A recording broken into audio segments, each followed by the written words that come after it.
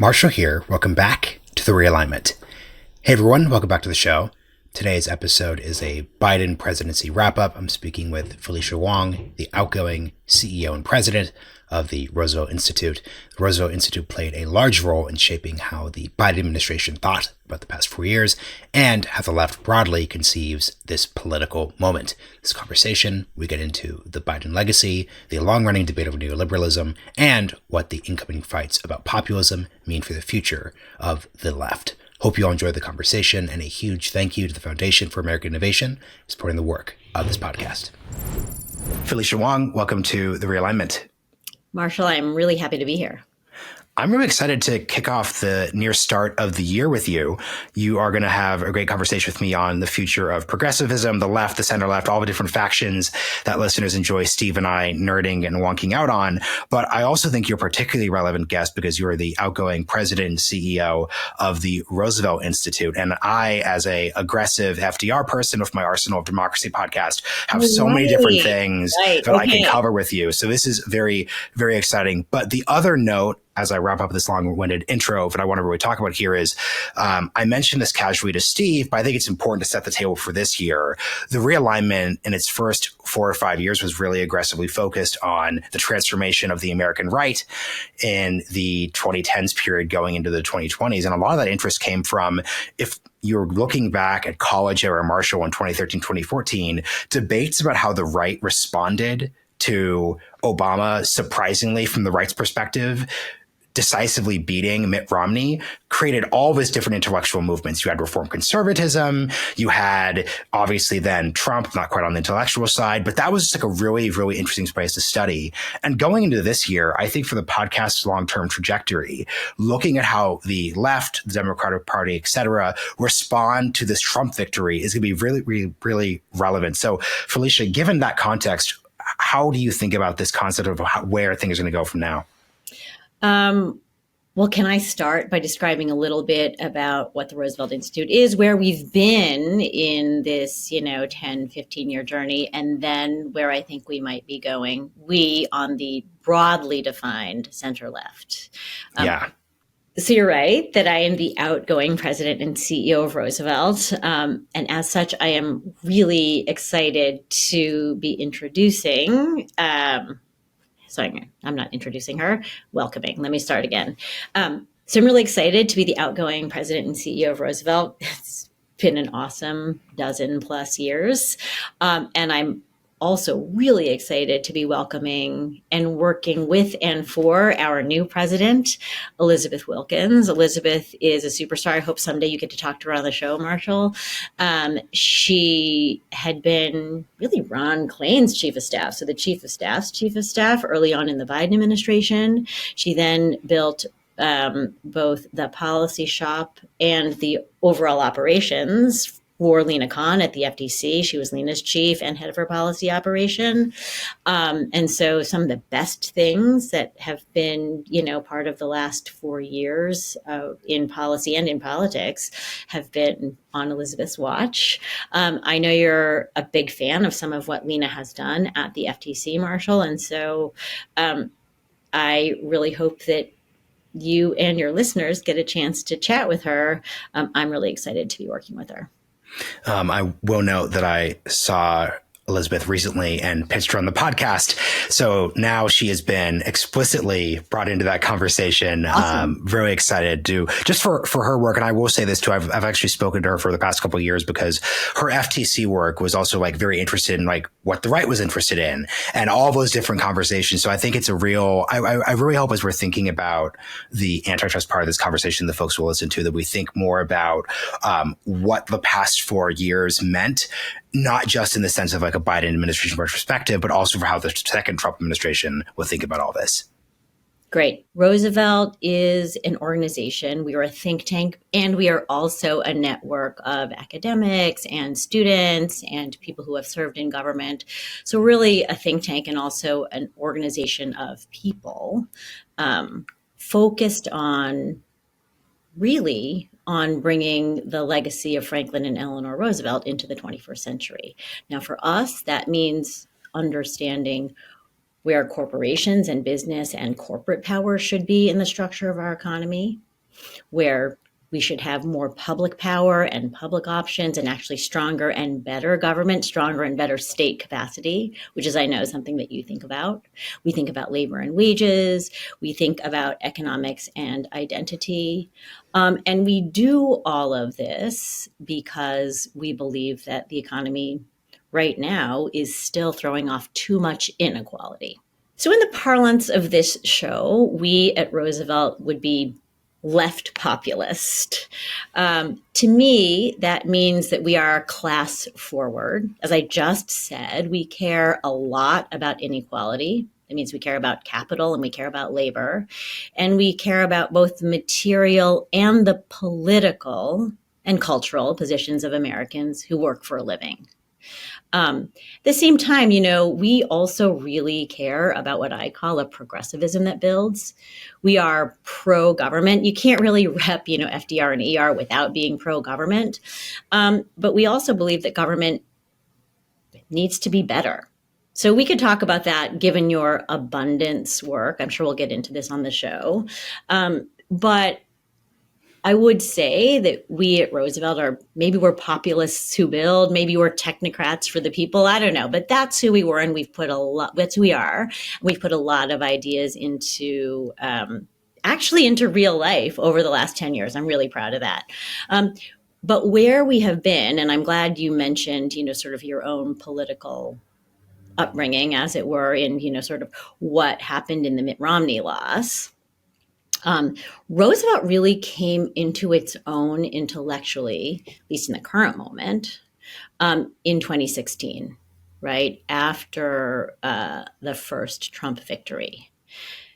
That meant that many of us, including some folks who, have gone on to work in the Biden-Harris White House, but many of us had a lot of time to think, we were in the wilderness. We had a lot of time to think, wait a minute, what is the political economy that we actually want? I spent a lot of time in 2017 and 2018 with a couple of colleagues reading literally hundreds of people who called themselves post-neoliberal, trying to understand some people who were very much about changing the regulatory state and using more regulation to try to curb corporate power. How do those people relate to the people who are, all about more fiscal policy, and higher taxes on the rich? How do those people relate to people who think about industrial policy and using the power of government to catalyze private investment in things like semiconductors and the green economy? How do those folks relate to labor union folks? So anyway, we really used the time between 2016 and 2020 to try to develop a theory of the political economy, not just the economy, but the political economy that brought all of those ideas together. I think it was super fruitful. The question now is what happened to all of those ideas, both in the Biden administration and then what will happen to those ideas since the Biden-Harris administration didn't win. And I think I love the way you articulated that story, because the type of YouTube comment that I'm most annoyed by whenever we talk about ideas is someone basically saying, oh, these are just ideas. You're so academic. No one cares. But I actually think the post-neoliberalism story that you told right there shows that, unironically, a bunch of people got together in rooms, in classrooms and spaces around this idea. They talked about it. This influenced how campaigns discussed the political theory of the case in 2020. And it actually changed the way the Biden administration approached public policy questions. Now, listeners could disagree or agree with the specific policies of the Biden administration, but I do think the post-neoliberal project should be lauded at its ability to translate philosophy, wonkiness, et cetera, into an actual agenda. So could you speak to that side of things, could you respond to these commenters who think that the sort of big titles and ideas don't matter and all that matters is, what's your neighbor talking about? Because I think there's something that's true but not true about that. Well, it's both, right? I think ideas really matter. I've done my share of reading, Wendy Brown and political theorists. Love Wendy Brown, by the way. Now your YouTube commenters are going to yell at me about that. But I think a lot about the power of ideas and the power of worldviews and paradigms and theories. I use the term post-neoliberalism, although I'm trying to learn not to do that. But I also think that what matters is what your neighbor thinks, what voters think, what people who feel totally left out of our political system, who feel not listened to at all by people who use words like post-neoliberalism. It matters what they think too. And the question is how you bring the worldview, the policy ideas, and the politics together. So one of the things that we have done at Roosevelt actually predates 2016. Much of what our economists have been working on was actually inspired by the failure after the Great Recession to actually build back in a way that was high wage. Famously, between 2008 and 2011 or 12, after the collapse of the housing market, after the financial crisis, we had a famously slow recovery. It was very unequal. It was very low wage. Something like half of the jobs that were created in that time period were actually poverty level. So that was the problem that as a result, you saw Occupy, you saw angry people. Like, speaking of what your neighbors thought, there are a lot of angry people in America. That's where the whole "we are the 99%," slogan really came from. So you did see a real problem in America. Jobs really weren't paying enough. Unemployment was really too high. And that caused a huge political crisis. When I took this job in 2012, that was the problem that we were trying to solve. Then, when Trump wins, and Trump seems to address this anger, this problem. He did it well in 2024. He did it well in 2016. We were trying to, none of us thought that Trump's policy ideas were actually the right policy ideas to solve this. So what were the right policy ideas? So again, we really tried to understand the role of labor, the role of the regulatory state, the role of higher taxes. We have plenty of people at Roosevelt. There are plenty of people at other organizations throughout, the center-left ecosystem who think about this stuff. But we also really try to understand whether or not this was actually going to be a good politics. Now, you can ask me whether or not I think we succeeded on that in, 2023, 2024. I would submit that we didn't. But we always thought about how to make our ideas real, and then how to make those ideas speak to the American people. In terms of making those ideas real, one of the things we really knew was that, as Biden was consolidating power feels like so long ago, right? But as Biden was consolidating power in the Democratic Party in 2019 and early 2020, as, Bernie Sanders and Elizabeth Warren did extremely well in the primaries, taken together, the two of them won more votes than Biden. But as they did well in those primaries and as Biden ascended, the question was how some of the ideas that were powerful from Bernie and Elizabeth, and that also would actually speak to this problem of inequality, of labor rights, of, curbing corporate power, how are those ideas going to actually get into the bloodstream of a Biden administration? Biden had famously been centrist, but he was also a labor guy, right? He was Scranton Joe. Yep. Blue collar in his very earliest identity. And he was always really a person who, if you go back and listen to early Biden, like on the stump in 2020, he really talked about the idea that we could bring back manufacturing by investing in the green and the clean economy. This was really an idea that I think he took he took this really to heart. He was almost romantic when he talked about it on the trail in 2020. So what we tried to do was to take all of the ideas that we had and all of the people who carried these ideas forward, whether it was Rohit Chopra or Lena Khan, or people like my friend Mike Conzel, who still works for Lael Brainerd in the White House, right? How are all of these people going to actually end up in positions of power and authority?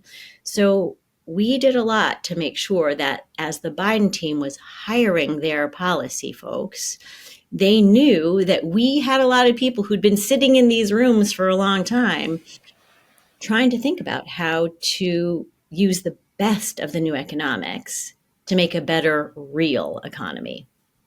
So here's the question I want to hear from you on. So when you talk to folks who focus on post-neoliberalism or just political realignments in general, they will focus on FDR's presidency. They'll focus on Reagan's presidency. And I think what's so key about both presidencies is they, once again, whether you agree or disagree, some audience members are going to hate FDR, others are going to hate Reagan. Whether you agree or disagree with these political philosophies, they combined America reshaping policy with a successful political program. Absolutely. And Reagan does this, FDR does this.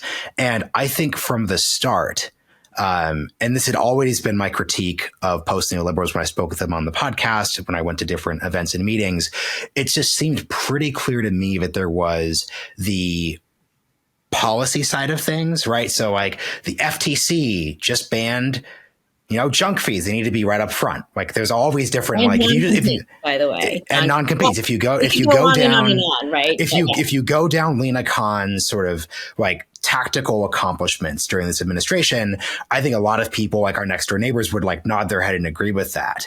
What I always sort of critiqued, though, was there was a gap between those policies and what I would describe as a successful political program. This is part of the problem where you see in red states, they'll vote for minimum wage increases, they'll vote for pro-union legislation, but that doesn't add up to a broad political program of the left they'd be in favor of. Where is this disconnect coming from? Yeah. Look, this is, in a way, the $27 trillion question, right? Why did all of these policies, many of these policies, you can argue about some of them on the edges, but as a whole, the policy platform that the Biden team put forward was incredibly successful.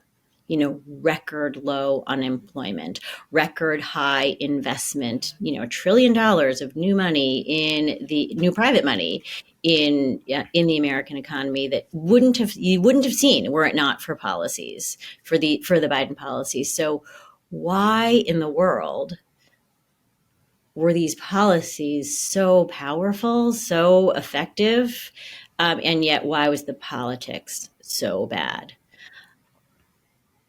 I mean, frankly, if I had the answer to this, look, historians are going to be asking this, I think, for decades. I will say, here's what I do know.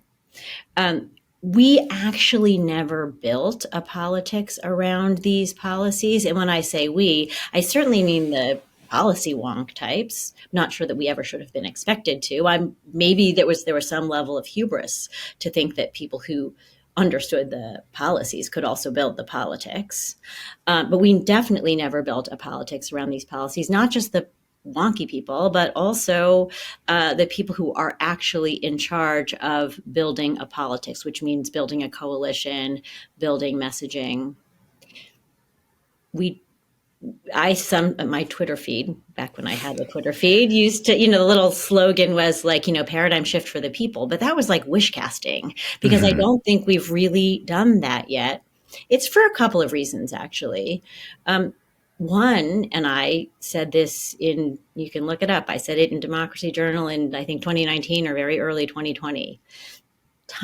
This stuff takes time. Building a new political order takes time.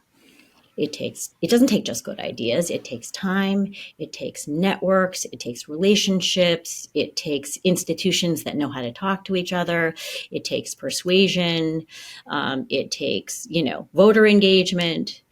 And I knew in 2019 that time was not our friend on this stuff. That the neoliberals, they met in Mount Pelerin in the 1940s.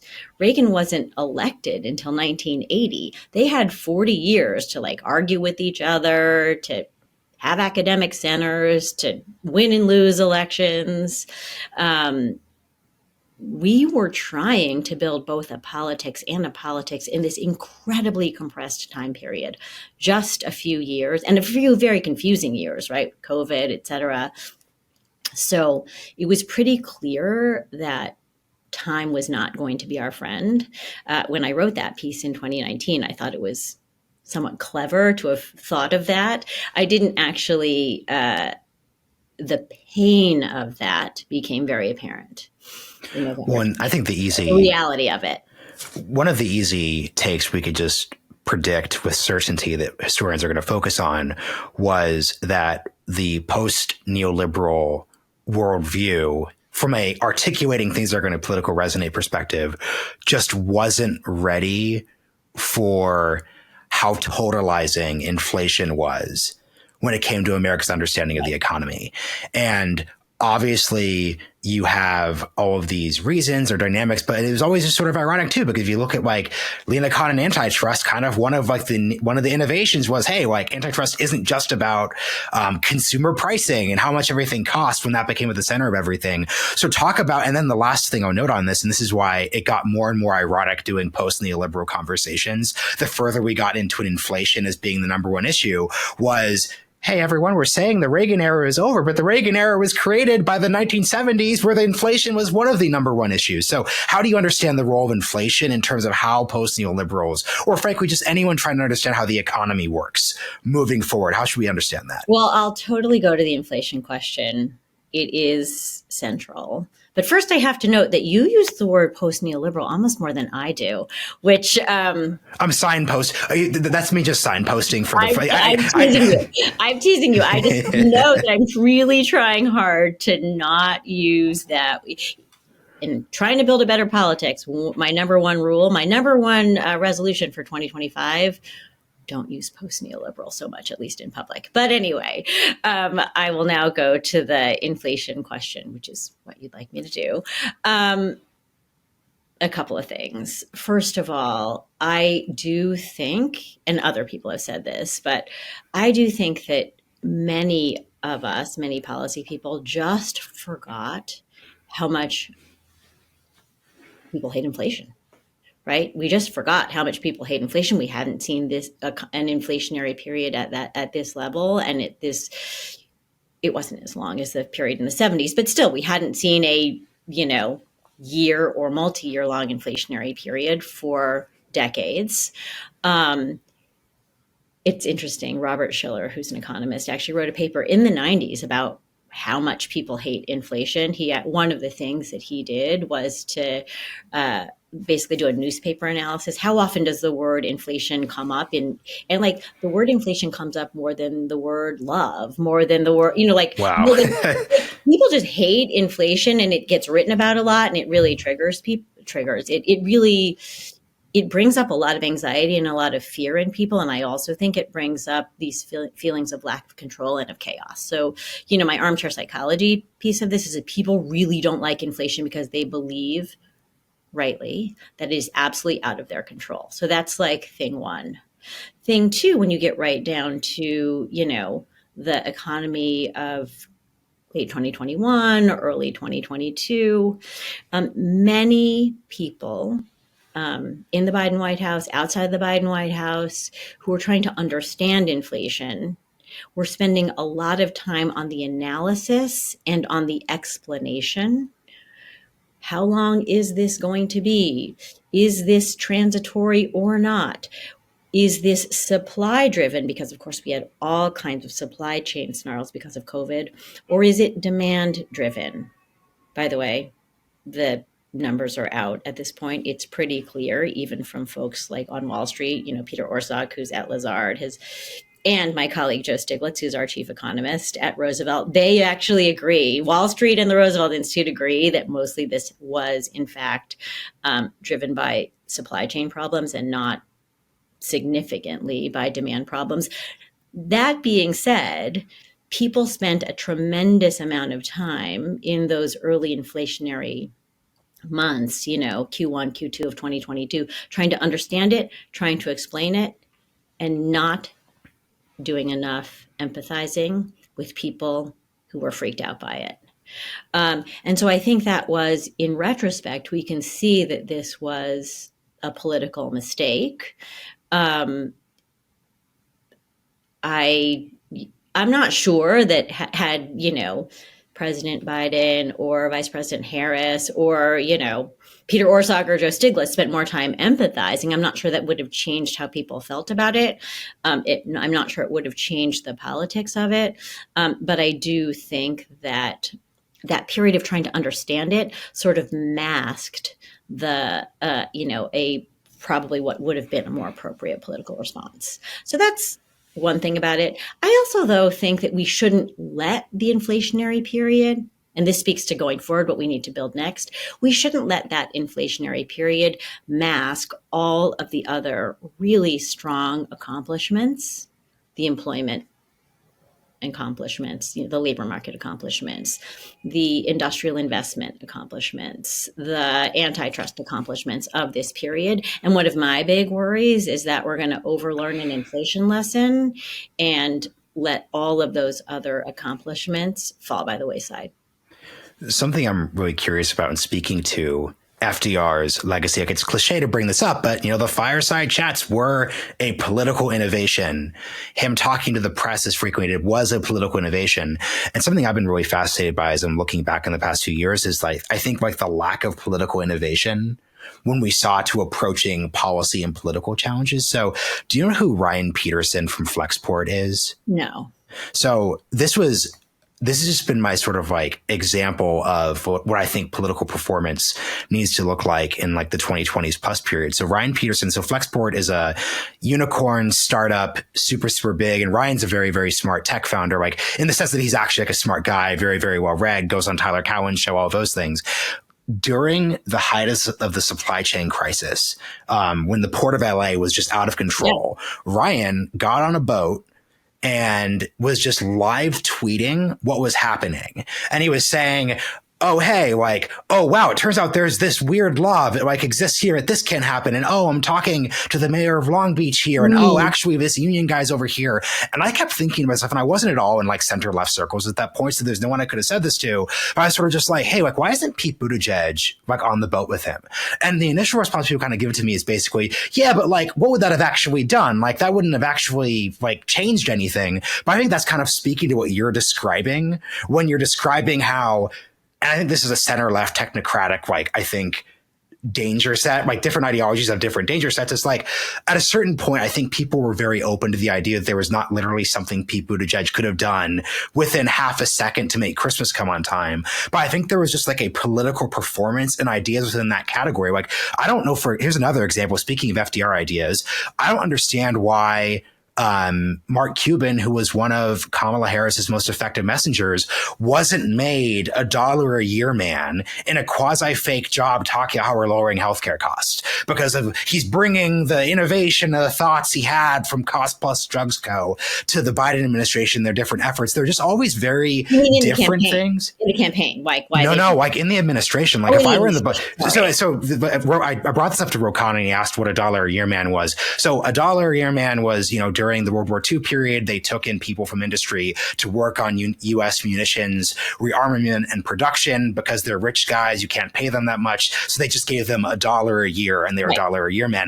I just think that during the FDR presidency, there were just so many different, here's this new way we can do things. Here's this different style of performance. Were all $1 a year men very effective? Actually, not particularly, but it isn't always about that. But I'm just curious how you think about this as an FDR person. Well, FDR was a famous experimenter, right?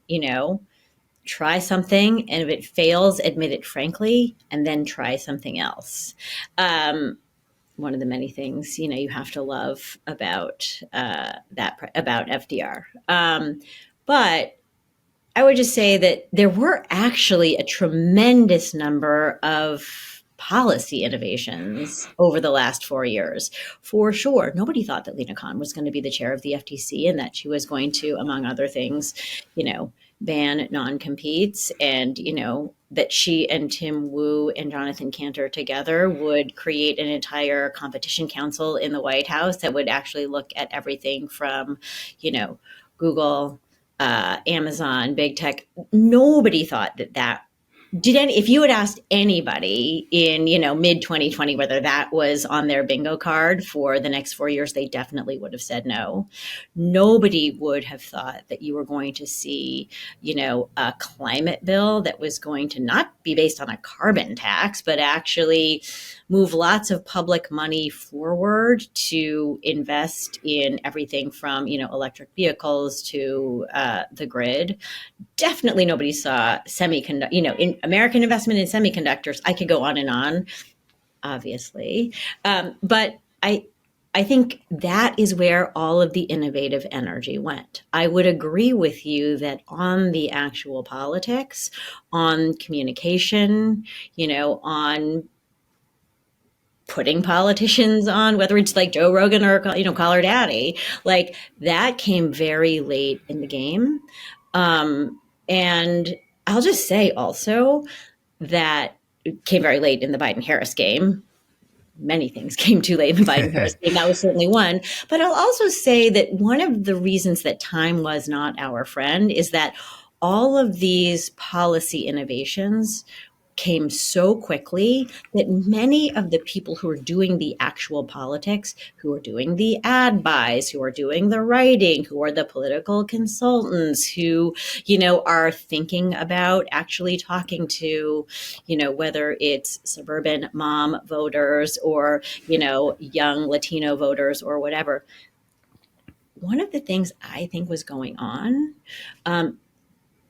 the policy innovations were faster than the political people could actually learn them and understand them and metabolize them. And so, again, time was not our friend. Most of the people who are doing the actual politics had come up learning something really different in Econ 1, right? Than some of the stuff that Tim Wu or even Brian Deese or the president himself were saying about everything from the power of unions to, the importance of corporate guardrails. So anyway, time's not our friend. Something I'm curious about, I got in a fight. So my wife used to work for the American Economic Liberties Project. So she's very much a Lena Khan stan, and she got mad at me for this take. This explains a lot about you, Marshall. Yeah, no. This is why unironically, I'm just in all of a different, but now she works for a venture capital firm. So Matt Stoller has permanently disowned her. Obviously, I'm kidding, Matt. But the sort of question I kind of wonder is, I want to know, what have you learned from Elon Musk and Vivek Ramaswamy's DOGE idea? And I want to preface this because my wife got very mad at me for basically, I previewed this question to her. I'm really interested in memes, not like memes in the Twitter sense, but like the original meaning of the term meme, which is like how an idea just transits. And a buddy of mine who he's going to clerk on the Supreme Court this year. He went to Harvard Law. He worked in the first Trump administration. He's very, very plugged in. And he was just at a party in Nashville. And he just mentioned, like, yeah, it's really wild. I was at this like normal party, and everyone, the second they heard I was going to DC, they're like, DOGE. And he was explaining to them, he's like, hey, you guys know, but like DOGE is kind of fake. And like, it's just like a commission and it expires in 2 years. But they just didn't care because just at a memeable level, DOGE just like actually makes some pretty like intuitive sense at a like politics. Let's separate the policy question from it. So I'd be curious, if you're thinking about what this like next economic agenda kind of looks like, could you think of examples of ways that this could just actually at a communications level and just explaining things just be more memeable? And not in a vapid sense, but just actually like, so for example, like there's a, like, this is not the quite phrasing that I would defend, but I think there's a world where like Lena Khan and someone like Mark Cuban should have been appointed to some commission that was like the Department of Worker Freedom. And that's all it was. And does it actually have any statutory power? No. Does it actually do anything? No. But it's like a venue for articulating, hey, we do non-competes. We're pro-labor. We do this, and that. I just don't see. That's just what I'm intrigued by when it comes to DOGE. Like, it's just like it's innovative at a communications. How does your neighbor just understand what they're trying to do there level? And I would say the biggest Biden problem is most people did not understand what they were trying to do there. You can also yell at me if you think this is all stupid, as I just was. No, I paused because I think it's so funny. Again, I run a think tank that does like labor policy, macro and industrial strategy. And you're asking me, like, can you come up with something that's as memeable as something that Elon Musk could come up with, or maybe Mark Cuban? And therein lies, in a way, one of the problems. I actually can't. I think someone should be able to. And I would love, obviously, people who care about a more equal, a more what I would call Rooseveltian economics, neo-Rooseveltian economics, we must have better stories. We must be able to do what FDR did with the fireside chat, which felt so, close to the voter, so into, like he would, you do a podcast. Radio is a very intimate form of communication in a way. And FDR was just a master at that. So we do need those kinds of things. Obviously, people like, Ramaswamy and Elon Musk and Mark Cuban on the Democratic side, this is what they're good at, right? This is, you don't have to ask me anything more about Elon Musk, but he is very good at that. And so I do think we need people who care about all the policies that I care about, many of the policies that you care about, many of the policies that Lena cares about. I do think we need a way to make those more apparent to your neighbors, my cousins and aunts and uncles, they're just not right now. I do think this speaks to the technocracy problem. There's a lot of problems with technocracy, but I think people who are expert in macro or in labor or in, or who are sociologists or historians, like, all of those people are my colleagues, and they're extremely valuable in this political project, but they can't be the only ones in a political project. We also need people who are great at communications innovations. And again, this is going to take time. What are some of the things that I actually think people would really want to see put forward in, my version of public commission, a DOGE type commission? It's many of the things that you've already said. People hate junk fees. People hate, that Ticketmaster fee. People hate overdraft fees. When you describe a non-compete to somebody, the idea that, if you work at a fast food restaurant, you actually can't go work at another fast food restaurant or another deli because you have signed a contract saying that if you did so, it would violate trade secrets or whatever. That's bananas to that. If you describe that to your neighbor, they would definitely say that's crazy. In fact, we've got plenty of polling. Anna Greenberg did a great poll for Faz Shakir. Is she related to Stanley? Pardon me? Is she related to Stanley Greenberg? It's Stan's daughter, yeah. Okay, I had to ask. So the world Anna is Greenberg, small. Who is she is really just such a fascinating pollster. Obviously, so is Stan. We could talk about that if you want to. I've worked with both of them. But anyway, Anna did a poll for Faz Shakir, who, famously is associated. He was Bernie's campaign manager. He's part of Bernie World, really demonstrating that all of those things that I just described, again, non-competes, that Ticketmaster fee, like 80% of Americans think that they should be banned, can't stand them, think that they're unfair, think they're just, corporate power run amok. Only 30% of Americans knew that the Biden administration had already taken action on all of them. So that's obviously a communications gap. That's obviously a knowledge gap. I actually think it's great that the Biden team had been so good at putting forward so many of those things as a way to say, hey, you know what? Corporations don't have to run your life. There are also ways for regular people backed by the power of a democratic small d government to fight back. But that just, for whatever reason, that never became part of the overarching economic narrative when you got to the 2024 campaign. Yeah, and that's why I think it's just sort of and I think Lena Khan's work is like the perfect place where it's like individual policy wins or individual policies that poll well don't just stack up into a coherent politics that at a sociocultural level people could imbue. So the problem here is I'm sure the non-compete ban polled incredibly high. That's Totally. awesome. It's actually very bipartisan. Like I actually did when she announced the ban, I did an episode touting it with a center right, like think tank leader, right? So it's sort of like that is sort of the sweet spot if you're trying to like get that right. The problem though is that no one is voting on non-competes. But I think the way you would solve this problem, without actually giving the exact answer, is policies stack up into meaning something. And what I think these policies should stack up into meaning is, oh, wow, Joe Biden and Kamala Harris and the people who work for them are people who are all about making your life like not just suck.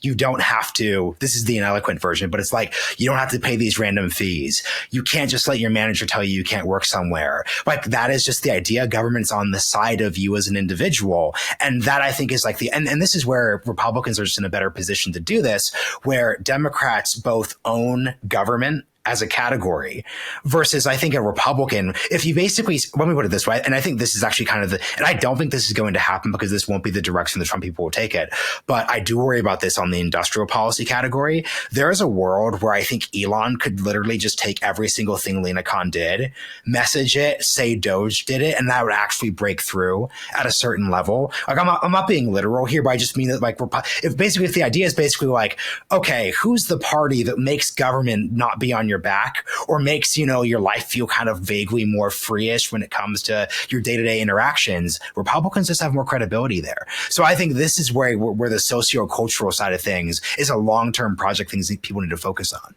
Well, look, Donald Trump is really a marketer. He takes other people's buildings, other people's golf courses. Actually, I don't know about the golf courses. Maybe they really are his, but mostly he takes other people's things and puts his name on them in big gold letters, right? Elon Musk is, he is, whatever you're going to say about his business successes and his business failures, he personally is so associated with his own companies, with Tesla, et cetera. Like they are both marketers extraordinaire. They are going to inherit an economy that, frankly, the Biden team built, and that The Economist, hardly a lefty publication, has called the envy of the world. And that is because the Biden team was able to do a lot on corporate guardrails, as you just said. Lena and Tim and Jonathan and others did a tremendous amount on that. And they also did a tremendous amount to actually catalyze private sector investment. That's what the whole industrial strategy is really all about. And they did it in ways that are really good for workers. So this envy of the world economy is exactly what Trump and Elon are going to inherit. And unless they affirmatively do something to really drive down growth or drive up prices, which they definitely could do with, outsized tariffs. But unless they do that, you can bet, excuse me, that they're really going to brand it and market it absolutely as their own. Would it be pretty easy for most voters to believe that? Clearly, they're very good at this. So one of the things I'm really watching out for is who's taking credit for what pieces of economic growth, economic investment, pro-worker policies, who deserves the credit and who's going to take the credit. But again, I'm not the comms person, right? All I can do is to try to and my colleagues can do is try to ring the alarm bell. But the media should really be the media, such as it is. I know the media is extraordinarily fragmented, but people with voices, whether it's, you or Joe Rogan or, Alex Cooper, they should be this has to be something that, or the New York Times, did I forget the New York Times? Should, this is an important thing for you all to really focus on. Here's what the left populists are arguing against. They basically see a situation where like centrist coded, moderate coded people like me basically say, oh, wow, Biden lost, and he lost because of immigration. He lost because of LGBTQ issues. This is basically sort of the Seth Moulton position. Turns out like we could have centrist, non-populist economics. All we have to do is basically throw left groups under the bus and everything will just kind of work. And that's your only option. That is your only choice. Get on board. You just got sister soldiered. What the left populists are basically saying is, well, actually, no, that is not our only choice. You're not being accurate when you present the choices we have in front of us, because a choice that we have and a choice that's been validated via how much anger people have, via Bernie's different campaigns, via Elizabeth Warren doing well in the primary, like you mentioned, is we could actually offer people unironic left populism that really, really leans into that and doesn't force us to get into this race to the bottom where we debate, like, how far are we willing to give up the struggle for progressive change in our society and culture? That basically is the sort of dynamic that I sort of see evolving. And I think that the centrists are wrong in that like sister soldier moments don't actually equal victory. The funny thing, I had John Gans on the podcast and he did this like really good, his book, When the Clock Broke, is about the early 90s. Oh, yeah. And actually deals with the sister soldier moment. And actually like the actual sister soldier moment had quite literally zero actual impact on the actual race. And what I think I take away from that, the sister soldier moment mattered because what it was trying to do is Bill Clinton was trying to signal he's not like a cultural left like whack job. Good news, Bill Clinton already had that built in to his political character. He's like a Southern white government. Yeah. So he's good to go on that. So like, I think centrists are, and this is why I think Seth Moulton kind of actually made the wrong move and sort of waking up the first day after the election. People are going to be surprised to hear me say this. I think it was totally not helpful. It was totally polarizing. And also, by the way, guys, the people who are trying to convince aren't going to be convinced by that. I think what really matters is Democrats should just have more. I would worry more if I were a Democratic candidate in 26 or 28. Do I just project the idea that I'm normal and that like I'm agreeable and amiable? And that would actually get you 98% of the way there when it comes to those different issues. But I do think, just to end this rant, thank you for giving me the time, I think the left populists are overstating the degree to which economic populism is the end all be all or as high of a priority for working class voters as they say it is. Yeah. Look, I said at the beginning of this conversation that, we at Roosevelt are, and I personally am, very class forward, which means that I believe strongly in quote unquote left populism. And I think what we have to remember is that class is an identity too, right? Class in and of itself it matters that I am a Chinese American woman from an immigrant family. Like that is part of my class identity that's how I walk through the world, in addition to my economic identity. So I think that the attempt to separate these things, which I have heard some, look, I love Bernie in so many ways, but I think when Bernie tries to separate these things, I don't agree with that. I think it's actually important to recognize that these things go together. Thing one. Thing two is that I actually believe that some of the quote unquote culture issues are really important for Democrats or the left to tackle, both as policy matters and as political matters, in ways that, we haven't for the last decade or so. I actually think on this, the most important is immigration, right? Immigration. The top two issues in this election for voters on which voters made up their minds were one, the economy, by which people really meant inflation, and number two, immigration. We already talked about inflation, so let's talk about immigration now. Let's first talk about it actually as a policy matter before we get to the kind of cultural and identity questions. I think they're both important, though. But I think there is a real policy question here that very few people on the center left have tackled successfully. And that is this. Can we actually build an immigration system that is ready and prepared for orderly, humane, and generous immigration and migration of people from outside this country to America? No one has done this. The right obviously has not done this. The right has a different answer. Donald Trump definitely has a different answer. His answer is nativist and, xenophobic. And anyway, you don't need me to go on about that. The right clearly has not done this. I think this is an incredibly important policy problem to tackle. And I would say that the center left hasn't really done this successfully either. The immigration community over the last 10 or 15 years has largely been focused on the question of citizenship for the 11 million or so undocumented people who are already in this country. That is a very important problem. That is a very important problem to try to solve legally. That is a very important problem to try to solve for each of these people who are here, the vast majority of whom are contributing to our economy, contributing to our society, and should not live in the shadows. Period, full stop. But that is not the same as the question of looking to the future of immigration. To build that system, we actually need more state capacity. We need more immigration judges. We need a better system at the border for sure. We need a better, look, I'm not an immigration policy expert, but we need, better ways for people in this country to work early in their time in this country.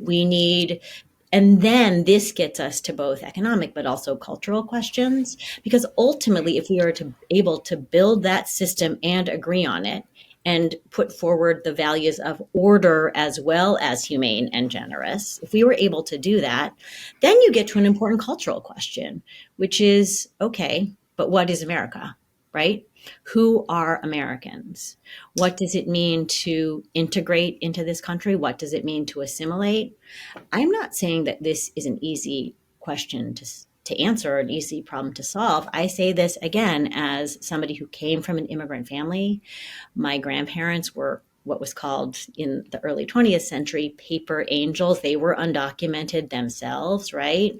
I grew up in a family where, even though hilariously my parents didn't teach me any Chinese, I was also told that you have a right to your own language and assimilation is wrong. So this is a complicated question. I'm not trying to say that it isn't, but boy, we'd better address both the governmental and policy questions as well as the cultural questions, because if the left does not, then we saw that in this election. The right will, the conservatives will, and they will do it in a way that I think is morally wrong. I also think certainly doesn't answer the real problem of migration that is only going to get worse, not only in the United States, but, across the globe, given climate, given political violence. So we'd better tackle this problem. Now, is that class forward? It sort of is. Is it sociocultural? It definitely is. And I think we have to try to solve it in a way that we can come to some kind of broad democratic small d agreement on. Last thing I'll say on this, I know you're really interested in public opinion. Look, public opinion on this topic has become increasingly, quote, anti-immigrant. Means a lot of different things, depends on the poll you're looking at. But it's also quite malleable. Americans also say they want to be generous. They just want the system to be orderly. And they also don't want immigrants to live in the shadows such that it pulls everyone's wages down. So we're going to have to tackle this in a way that also brings Americans who are already here of all races, right, along. But to not do it is to just kind of be an ostrich. So is that a class question? Yeah, it's a class question. Is it a cultural question? Yeah, it's a cultural question. You can say that about a lot of the other things that, you would call culture war issues. You can definitely say about questions of, gender, family formation, women working, et cetera. I just went a little bit down the rabbit hole of the immigration question because I think it is so was so salient in this election and remains so under addressed across our political spectrum. No, and one quick follow up before I get to my last question with, and of course, an abundance agenda reference. So here's my question. I kind of object to the order of operations you described. So I agree with your 3 points. So the, orderly, generous was the last one. What was the middle one? Humane. But I think that the conversation about who's an American should actually come first. And the reason why I say that is having spoken with like lots of, once again, people in this like center left, like Dem space who are trying to figure out what they're thinking about immigration.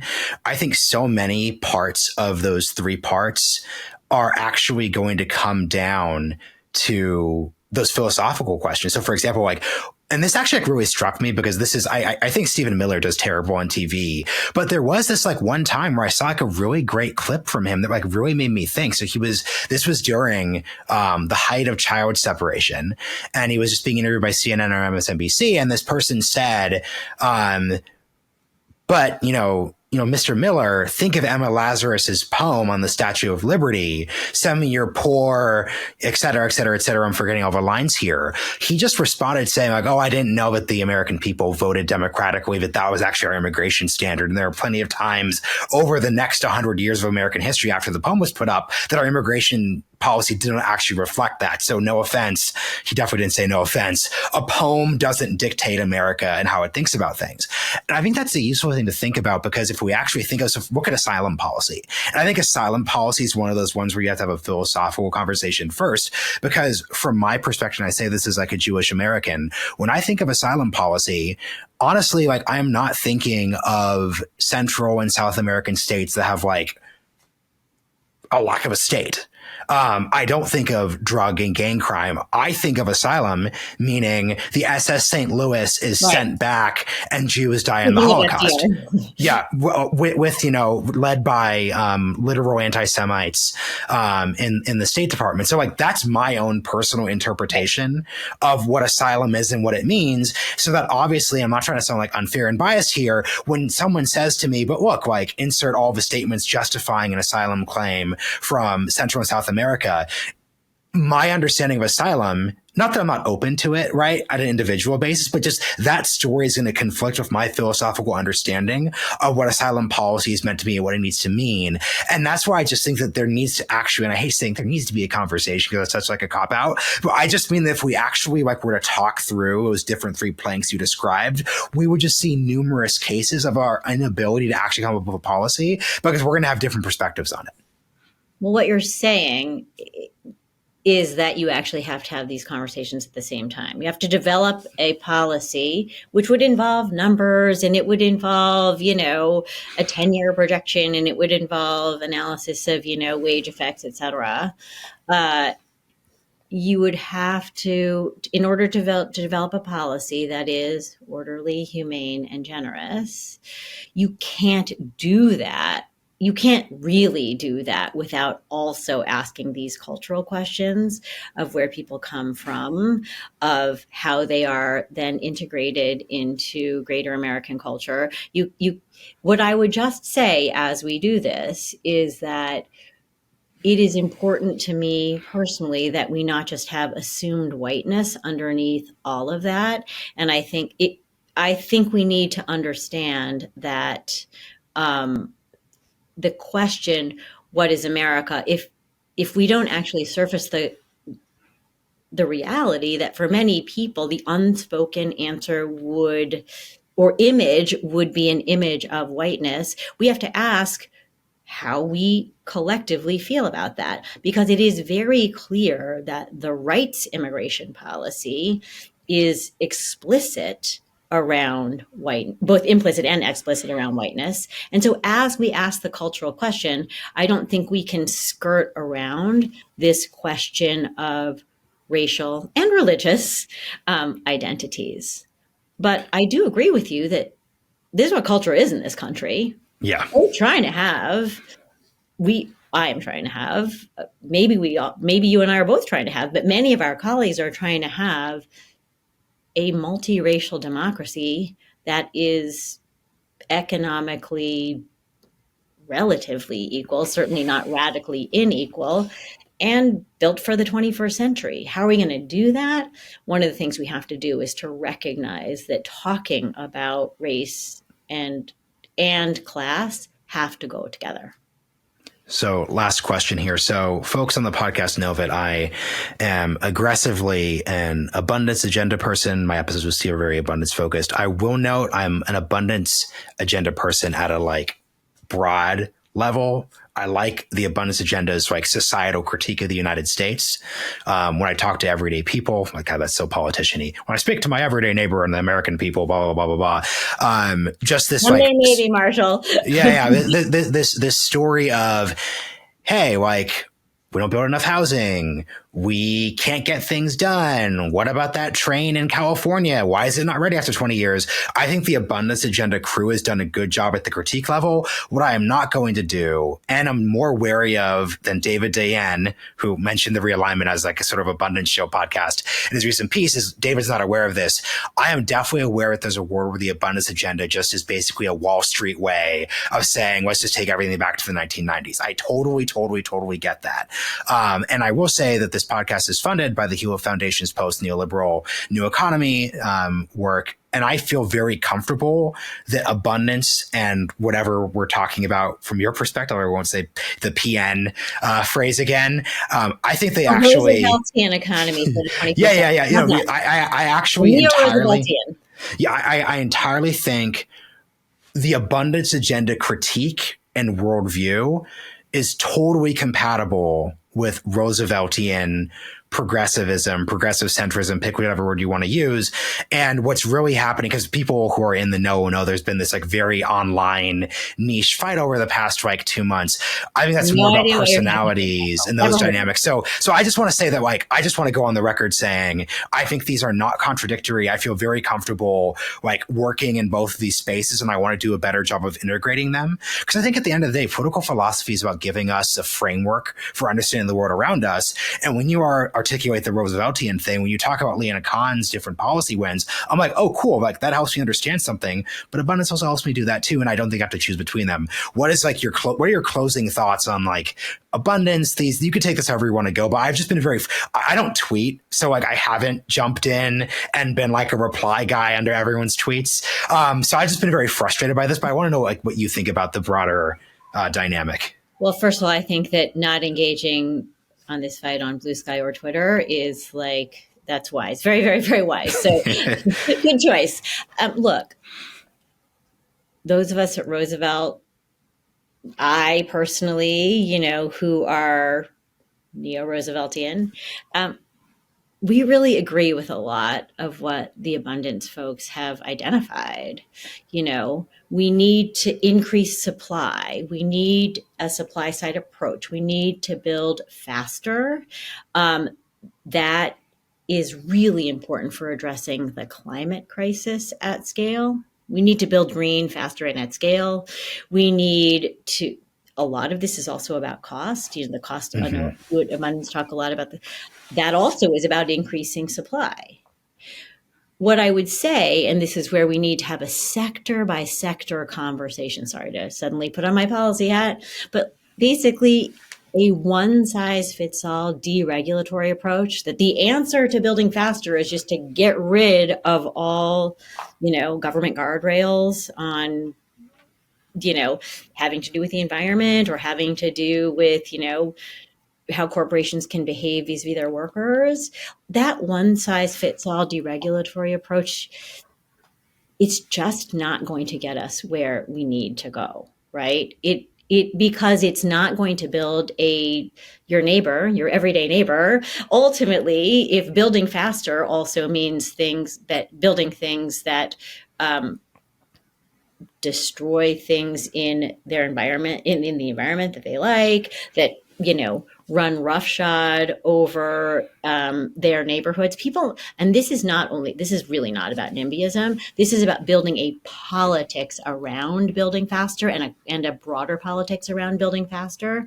And so we really have to connect this supply side focus, industry by industry, in housing, in energy, in education, in care, in childcare.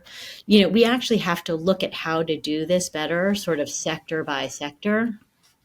And we need to do this in a way that has a positive vision for government's role in all of these industries. I think we can do that, but it doesn't mean just destroying government.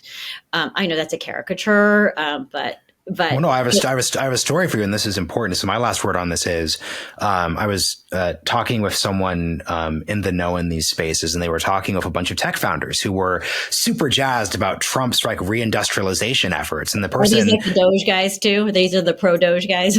These are this was a different conversation, but they would definitely love DOGE. So the DOGE people were just like normal 30 somethings who just look at Twitter every few weeks. These people are these are the people who on paper should be cheering for Biden's reindustrialization efforts that you articulated earlier on the show. And I'm just bringing up this anecdote because I think this equals the danger of, I think, the bad version of the abundance agenda.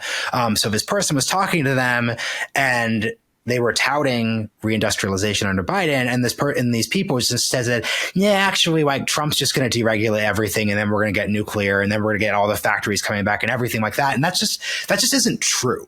Right. And that's sort of the parody version. So when you said you were giving a caricature, no. The caricature actually is out in the wild, and it deeply misunderstands. And this is why FDR for me means so much, not just from a hosting a podcast perspective of Arsenal of Democracy, but if we look at what the Arsenal of Democracy was able to do, there's no world where FDR gives a speech in 1939 and says, we need to get to 50,000 planes a year. That's why we're going to lower taxes on producers, and we're going to deregulate the screw types that they use to it was, and actually there were some examples of overregulation and a little too much, WPA going on there in the industry. But you had an industrial, state-directed, labor-focused project that actually won World War II, set us up for the Cold War, and I just really don't want abundance to be turned into basically, actually, it's manna from heaven. The tech right could have everything it wants because everyone's taxes equal, 2%. We've bought a Bitcoin reserve, and then we've gotten rid of all of the regulations, because it deeply misunderstands how America's political economy has worked and how we've done big things in the past. Look, I could not agree with you more on that front. I think there are definitely ways for the abundance movement, certainly the version of abundance that you just articulated, and sort of the neo-Rooseveltians, to actually work on smarter regulation. Sometimes that's less, sometimes that's more, frankly, more state capacity. Sometimes it is through public investment, sometimes it is through private investment, sometimes it is through direct public provision. I personally am a huge fan of direct public center-based childcare. We should be building that. Why do schools start for kids at age 5? Why aren't they 0 to 5? And by the way, side note, but the early story of New York building pre-K, universal pre-K, public pre-K, was actually a story about public provision in a way that was very pro-abundance.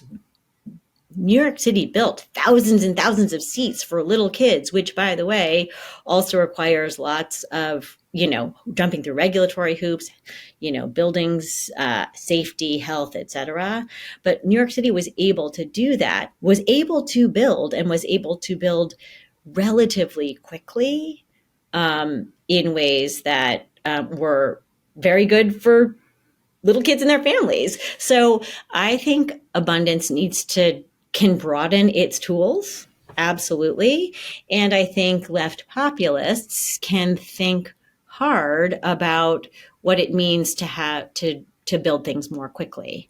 I think both of those things, I think it would be an enormous, for sure, policy and maybe also political advance if we could have these conversations not on Twitter, but in real life and in ways that actually try to solve policy problems. Whether or not we're actually then solving the political problems that you and I spent a lot of this show talking about, I don't know. We'll have to ask people who are great at PR and marketing. But I think that it would be a huge advance if we were able to do that. That is an excellent place. And Felicia, this has been really great. And I'm just super psyched we could kick off the year with this conversation. Thanks so much, Marshall. Truly a pleasure.